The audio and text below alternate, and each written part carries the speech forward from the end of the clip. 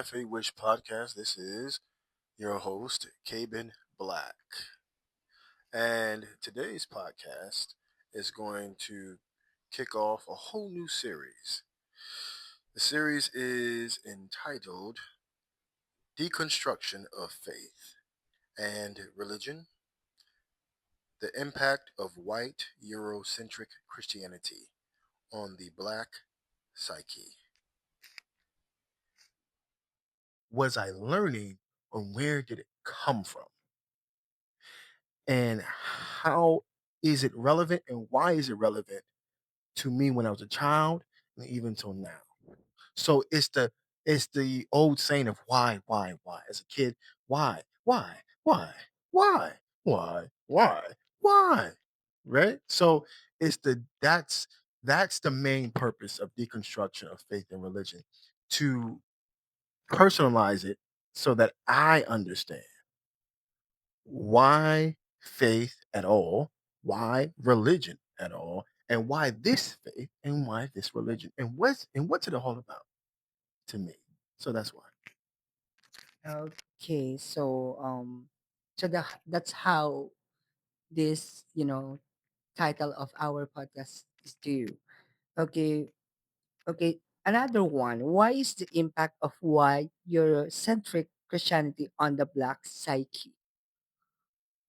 Can you repeat the question again?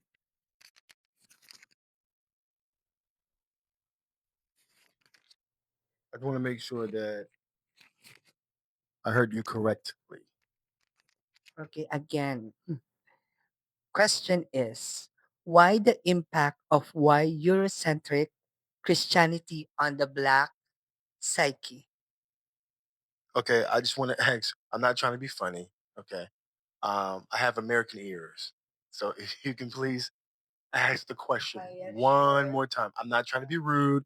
I just want to make sure I understand the question clearly. Okay. So to say the question again, why the impact of white Eurocentric Christianity on the black psyche? I think that faith and religion needs to be deconstructed, especially white Eurocentric Christianity on the black psyche needs to be deconstructed because of all the things that have happened to all black people groups, not just black Americans, but black South Americans, black Africans, black Australians, black Asians, black Europeans. Why is this important to me? Well, I have to start out with this understanding. My theory, or the theory that I hold to, let me say it that way. When I'm saying black, I'm not holding to the social, geopolitical terminology or term as black. I'm not holding from that perspective. So I'm not holding from a white Euro perspective of what a black person is. Okay. Which is, a black person is only black because of colonization, and also only black if they're from Africa or African descent or have African ancestry from 500 years ago until now because of colonization. That's not how I'm using black. I'm using black coming from the theory of out of the motherland of Africa theory. Out of the motherland of Africa theory. For those who don't know, here's a quick preview. Out of the motherland Africa theory, that's what I'm calling it, is a theory that shows that humans as a species have evolved socially through migration cycles, and migration periods, starting from Ethiopia and Morocco. Those are the two earliest signs of where human species from skeletal remains were found, and also shows of rituals, and also showings of clay pottery and also of textiles from way back when. That all demonstrates that, based upon the findings in this theory, that humans as a species has evolved socially and through civilization by migrating from the motherland of Africa out to what we call the Middle East, which is the popular understanding. I like to call it Northeast Africa, Southwest Asia, migrating from there to India, and then migrating from India to China, Nepal to China. All right. And then for those who went left, like the Phoenicians, they went up to Europe, up and around, back down to Morocco, and down to West Africa.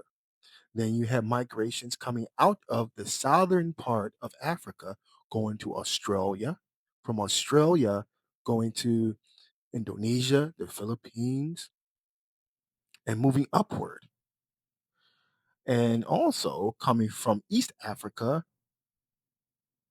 all by boat, by the way, from South Africa to East Africa, going towards Malaysia. And from Malaysia, they went to Nepal, to Japan. They also went to Philippines, Thailand, etc. And then from Asia, humans as a species migrated further to South America, where Brazil, Peru is. All right. From Peru to Brazil. And then they moved from the South America to Northern America, where Mexico is, and to what the United States is today.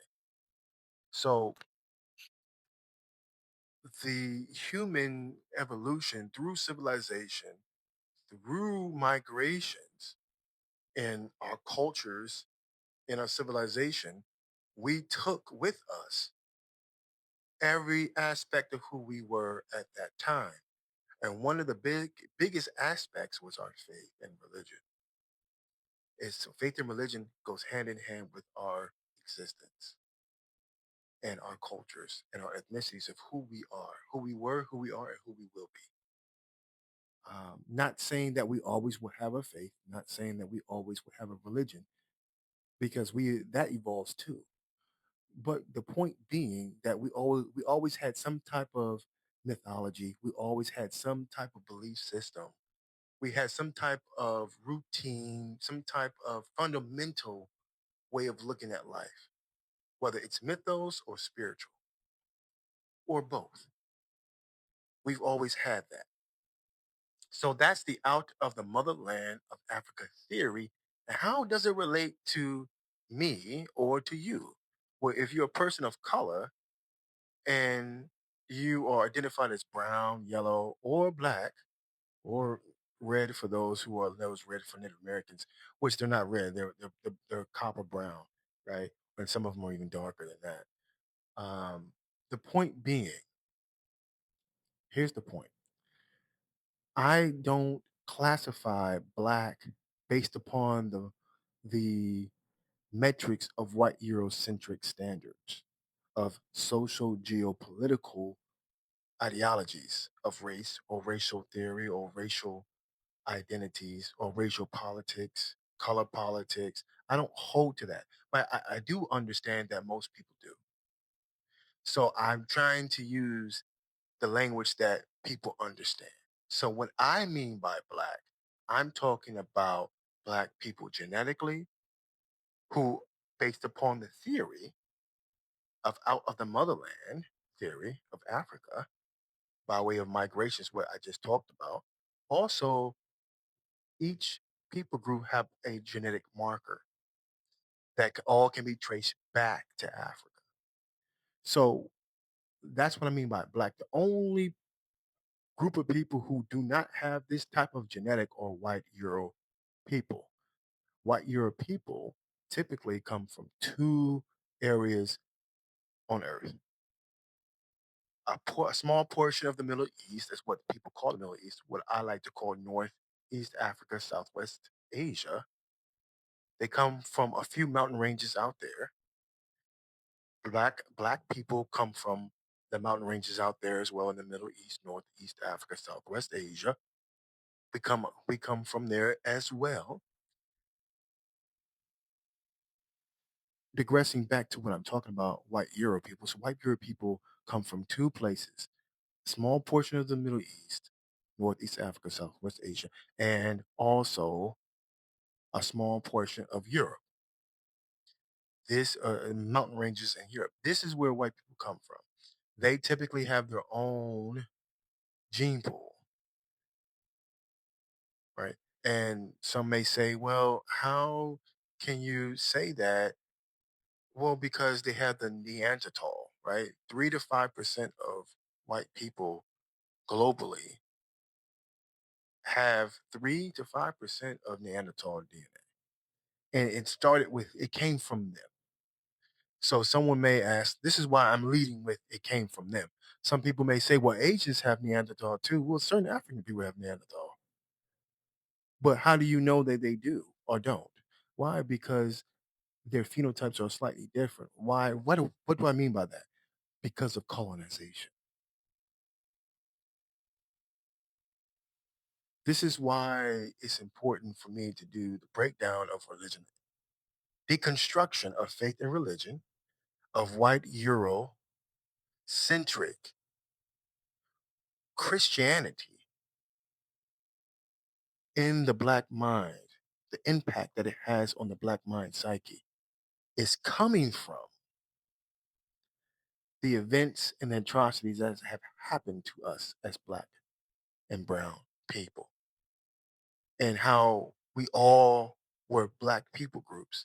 And there's pictures, plenty of pictures to go around to showcase that the indigenous people of Asia are black, the indigenous people of Australia are black, the indigenous people of Africa are black, the indigenous Europeans are black, the indigenous South Americans are black, the indigenous North Americans are black. Every continent of people are indigenous or black. The only ones who are not are white Eurocentric people.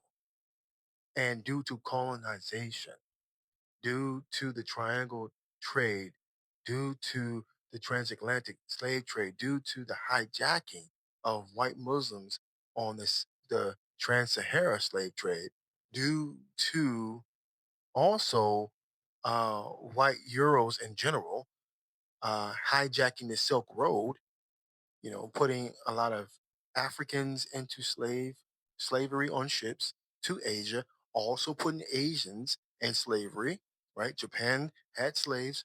White people, white Europe people enslaved Japanese people. They enslaved Chinese people as well. They enslaved Thailand people. They enslaved Indonesians. They enslaved Australians, Aboriginal Indigenous Australians. They enslaved New Zealand, Papua New Guinea. They enslaved every West Papa. They enslaved every large major black people group. Now, does that mean that all black people groups were enslaved at the same time? No.